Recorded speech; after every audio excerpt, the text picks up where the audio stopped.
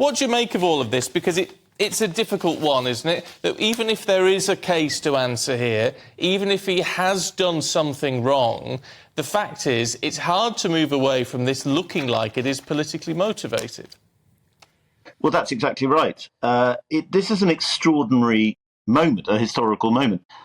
For a president to be indicted, not only for a president to be indicted for the first time, but also for the fact that he's the leading candidate to be the Republican nominee in next year's presidential election, that is absolutely extraordinary.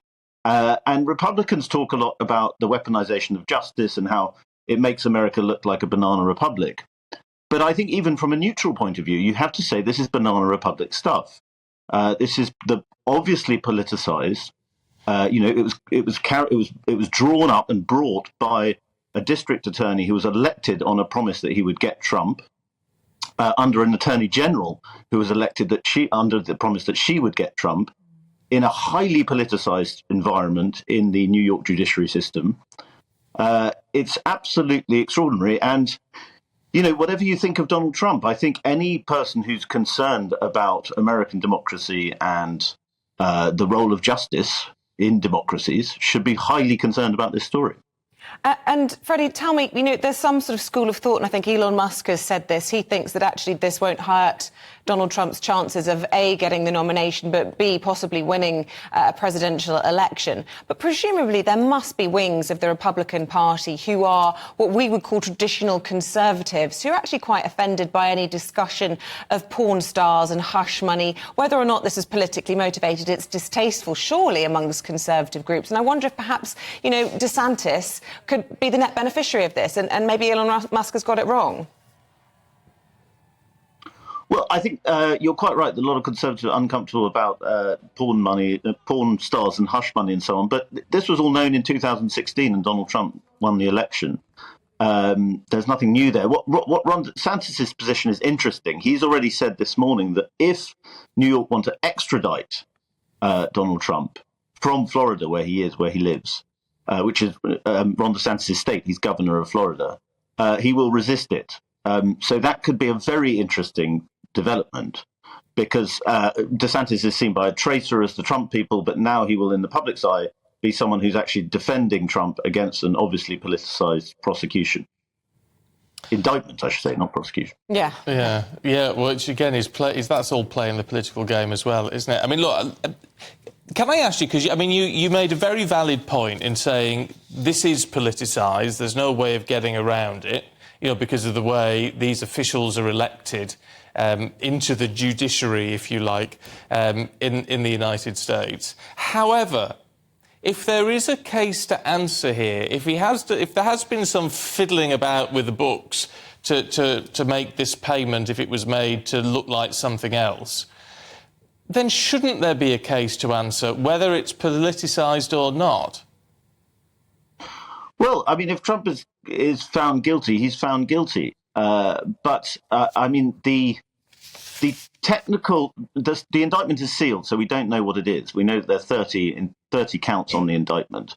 But the technical aspect that it's thought that the Manhattan District Attorney is going after is that he used the hush money as a campaign contribution, and that would be illegal under federal law.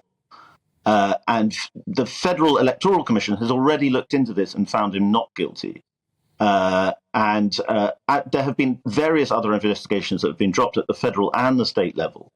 So what you see is an obvious attempt not to find the crime and then convict, but to find the criminal and then find a crime to attach him to. Right. And that, again, whatever you think of Donald Trump, that's an important betrayal of the basic principles of justice.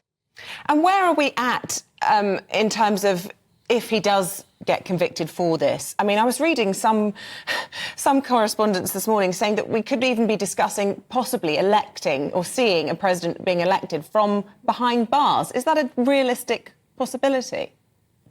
Well, there's nothing in the Constitution that says someone can't be elected president behind bars. Indeed, I think Eugene Dobbs, was he called Eugene Dobbs? He ran from jail before. Not such a major candidate in terms of the numbers. But yes, it could. And you're quite right, Isabel, to say the Trump campaign think this could help them. Elon Musk is right to say that. I mean, they think that this is proof or a validation of what Trump has been saying all along, which is that there's a deep state out to get Trump at all costs and so on. So yes, he will lean into this, and as I put in one piece, he'll probably use, if there's a mugshot, a jailbird mugshot, he'll probably use that as his campaign poster. Gosh. I mean, they used to talk about Teflon Tony, didn't they, over here? I mean, it's nothing on Teflon Trump, is it? Well, I don't know. I mean, this is probably the closest anybody's got to. The mission has been to get Trump. This is probably the closest anyone's got. But as we say, it could end up improving his polling somewhat. The difficulty is it improves his polling with people who are inclined to like him. It's not going to convince anybody who's sort of sitting on the fence that he's a more attractive choice. Yeah. Well, it's fascinating, isn't it? And we all sort of watch with sort of it's like almost bemusement, but it's quite serious. So it's not in any way titillating. It's bizarre, really. Well, but it's a bit like it is like an American daytime TV soap opera, isn't it? I mean, it's just. Well, this is what Trump brings to every question. This is why he's such a fascinating figure in so many ways. He's made everything into reality TV, even when it's not its fault. He's just created a sort of new political reality, which is like a drama. Can I just ask you, just before we let you go, the one comment he's made about this, and this is what worries me slightly. He's not come out with a sensible response to this. He said, "I'm the most innocent man in US history," which is ridiculous, isn't it? Yes. Well, he always speaks. He speaks only in hyperbole. That's his method. But I mean, I agree. I think it's circus stuff. He's clearly not the most innocent man in US history. Although, even the affair, it's now reported of as a fact. He disputes it, and Stormy Daniels' statements on it have been very inconsistent. So I don't think everybody should talk as though that he definitely committed the affair, which of course wouldn't even be illegal. So, and the hush money stuff is also not technically illegal. I mean, it's quite often done that people have paid money in order not to speak publicly about things. That's immoral, but it's not illegal. Fascinating, always. Freddie, thank you so much for squeezing us in at short notice this morning as well. This story developed overnight for us. Thank you, Freddy Gray. Great pleasure. Love you, Steve. Freddie just... I don't know what it is about Freddie. He just gets it in the right way, doesn't he? Everything. He just makes it more understandable. Totally. Somehow.